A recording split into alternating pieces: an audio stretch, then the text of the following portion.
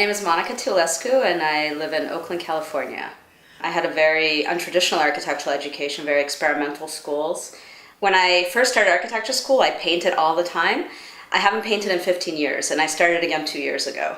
And it was really just because I walked by an art store and they were having a sale on canvases, and I thought, this would be fun, let me start doing this again.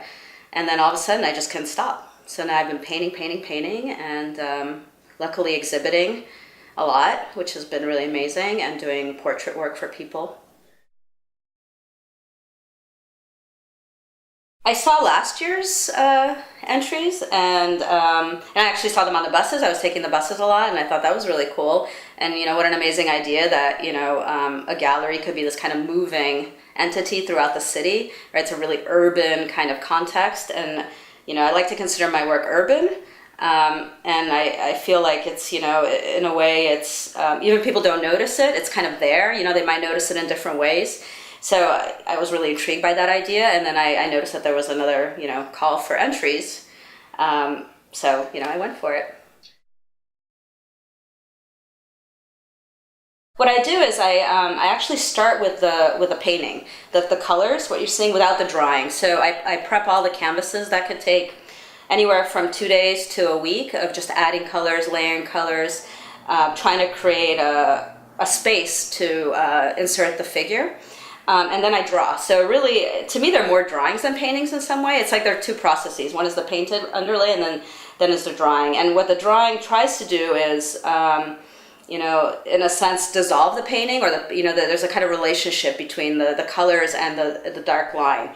So, I attempt to dissolve certain features. I layer the picture plane. So rather than, the drawing's necessarily on top of the painting, though that's the process, really then the painting comes over the drawing. So there's this kind of layered relationship between the two. I use acrylics and Sharpie, and a lot of Sharpie.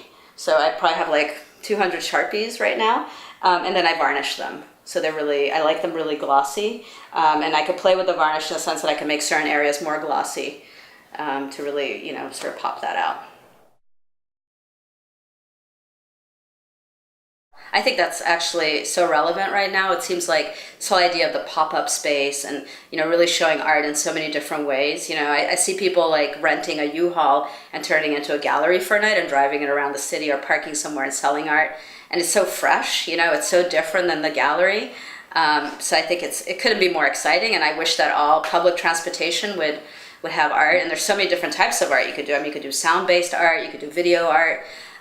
So I think it's definitely an alternative that will create a whole new sort of medium of, possibilities for artists to do really interesting new stuff. And like I said, it's like it's in your face, so you may not even know you're looking at art, but somehow it influences you. And I think it's especially important for children, having children in a space of art without them knowing that they're looking at art, but being intrigued and being interested and wanting to do something like that. So I think it's super exciting. No, I do want to stress the idea that how important it is to have public art, so art becomes accessible to everybody. And I think, not to take away, what a museum is or what a gallery is, but to have these kind of alternative places for people to view art, if it's on trash cans, if it's on, chalk on a sidewalk, in an alley, or in public transportation, just to fill up the world with art. I look at all these highway underpaths that there's so much potential to turn them into galleries. And I just wish there was more of that. So I'm really excited that this exists, and I hope this inspires, more programs like this and more opportunities for artists, because I think people just want to make stuff, and, why not make the environment beautiful? There's so much opportunity for that.